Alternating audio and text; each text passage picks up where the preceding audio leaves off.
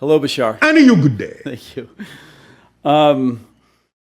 I've had a lot of family members pass. All right. Yes. So now you have a whole big party on the other side. That's right. That's right. All right. So and I've had a deep life of spiritual exploration, which you've been a big part of this last decade. All right. Thank you. So it might create a Basharian paradox, given what you've just read out today. But a Basharian paradox. I don't know.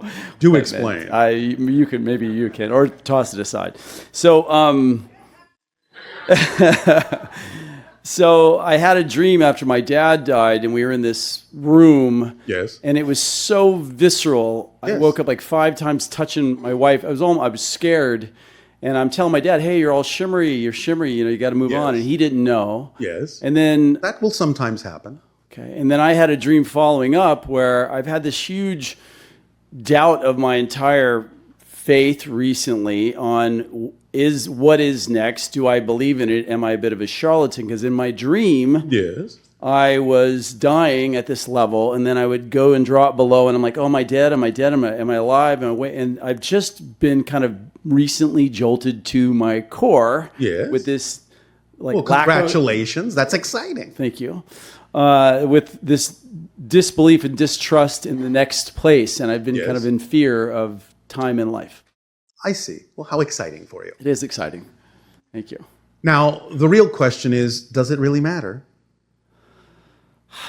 Because if there is something, you'll find out. If there is nothing, you won't. Yeah. And you won't know it, will you? Unless you tell me at this moment, because well, of course there is feel something. This deep need to understand. Of course there is something, because we can perceive that physical reality isn't real. It's a projection of consciousness. You don't exist in physical reality. It exists within you. So you come first. I'll put it this way colloquially. You never leave spirit. You're there right now. All of you are. You never leave spirit. That's your natural state. You are dreaming that you've left. Do you understand? I do. So the idea of physical reality is simply that a part of your spirit in the spirit realm is dreaming that it's not in the spirit realm. But most of you is there. And therefore, the ones that are in the spirit realm and not experiencing physical reality dreams know you're there and communicate with you there as the spirit that you are there. So you are in touch with them and are perceiving that through the dreams that you experienced. There's different levels of experience in the spirit world as well, ranging from people that don't know they're dead to people that absolutely are having the time of their lives being dead. There's a paradox, I suppose. But nevertheless, remember that physical reality isn't as real as you think. Even your quantum physicists are beginning to understand this. So they are bringing that principle down into physical reality very viscerally, very solidly. This is an illusion, but it's an illusion with a purpose. It's an illusion that allows you to experience process, change, the act of creation. But it's all happening within your consciousness.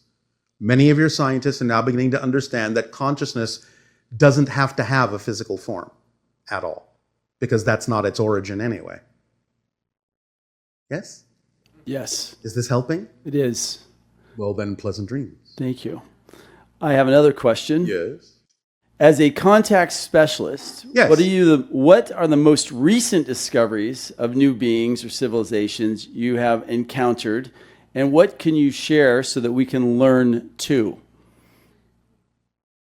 Well, you've already heard us talk about the inside-out universe, yes? Some of it. I was here at the last few conferences. All right. And you have heard us talk about the idea of those that can extract information from the event horizon of black holes? Yes. All right. And you have heard us talk about the idea of those you cannot remember, the Thuk? I can't recall. Exactly. All right. One moment.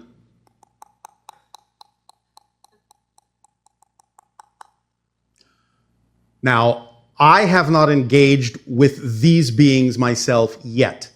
They're on my list, so to speak. But someone else has initiated contact for our civilization with a group of beings that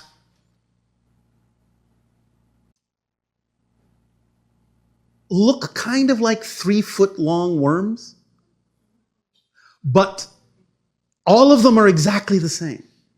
No difference in sex, no difference in look, color, or any of that, until they come together at a connection point that all of them have on one end and form a larger being that then can have a different sex, different experiences, all sorts of different things. As a unique individual, they can form anywhere from 2 to 8 connections, sort of ultimately winding up looking something like one of your octopuses, but without a head, or a starfish, perhaps. As that particular unique individual, then whatever experience they have as that individual, that combined individual, can be retained by all the individual pieces that then break apart and go on their way, having gained the experience of being that individual and then recombining with others to become a different individual who has different experiences, being different sexes and all sorts of different things. That is one of the most recent civilizations we have encountered, and we find them quite fascinating. Far out. My last question is quick. So when you were doing the manifestation steps, I'm in real estate, but I've been working on this television project for years. Yeah. And I would... How real is your estate? Pretty good. It's going pretty well. Or is it an illusion? I don't know now. I could be dead. All right. All right. So... and remember, please, that every moment you are dead and then alive. I felt that. Dead. That's my takeaway. I'm not kidding. That was all right. Great. Thank you, sir. Yes. And so? So I would go onto this, I'd sneak onto this studio and I would do your steps, the manifestation steps. And during this 3-year period, I was doing that manifestation step, insistence and resistance. So I spent like $100,000 and I made this project and we aired it. And then I just hit this wall of like, I don't know what to do next. This has failed. I haven't been able to shake it. And I choose joy consciously, and I am putting on another event. All right. How about doing this? Yes. Maybe that will help you shake it. Is it that simple? Remember, you're not trusting your synchronicity, and there is too much insistence on the outcome. Yeah. When you hit a so-called wall, don't define it as a wall. Define it as an arrow pointing in an unexpected direction that is actually the path of least resistance. And stop banging your head against the wall by insisting that that's the way to go, when your higher mind is telling you this path is quicker. Pay attention to your synchronicities and define them in a positive way. Then you'll have a positive flow and a positive experience. And then there'll be nothing to shake off. Is this making sense? It is. Reduce your level of insistence to 0. Okay. Because the secret of doing that is to know beyond a shadow of a doubt that you have no idea how things are supposed to turn out. None. 0. You do not know. Really, you do not know what the best outcome actually would be. You might have an inkling, you might have an idea, you might have an imagination, you might have a suggestion, you might have a hint, you might have a clue.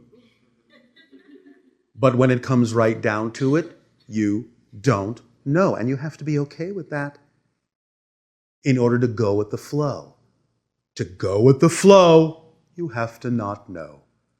But when you go with the flow, what you do know is you will wind up exactly where you need to be, because the flow knows where you need to go, even if you don't.